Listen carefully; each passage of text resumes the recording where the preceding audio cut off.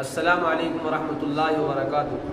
کل ہم نے قرآن پاک کی ایک آیت اور اس کا ترجمہ تھوڑا سا وضاحت کیا تھا کہ ان اللہ عنده علم الساعة وينزل الغیث ويعلم ما في الارحام، کہ قیامت کب آئے گی، بارش کب برسے گی، ماں کے پیٹ میں کیا ہے، لڑکا یا لڑکی اللہ ہی جانتے ہیں، اور انسان کل کیا کمائے گا اور کہاں اس کو موت آئے گی۔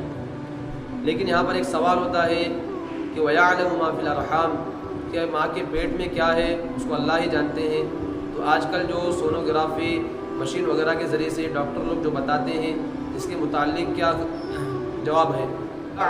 وَيَعْلَمُ مَا فِي الْأَرْحَامِ، کہ ماں کے پیٹ کے اندر بچہ ہے یا بچی ہے۔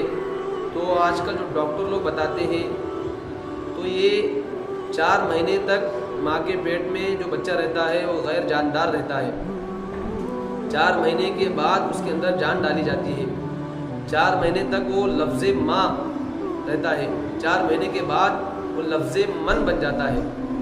تو ڈاکٹر لوگ جو بتاتے ہیں لڑکا ہے یا لڑکی ہے وہ 4 مہینوں کے بعد بتاتے ہیں، لیکن اللہ جو فرما رہے ہیں وَيَعْلَمُ مَا فِي الْأَرْحَامِ، کہ ماں کے پیٹ کے اندر بچہ ہے یا بچی ہے وہ 4 مہینے سے پہلے ہے۔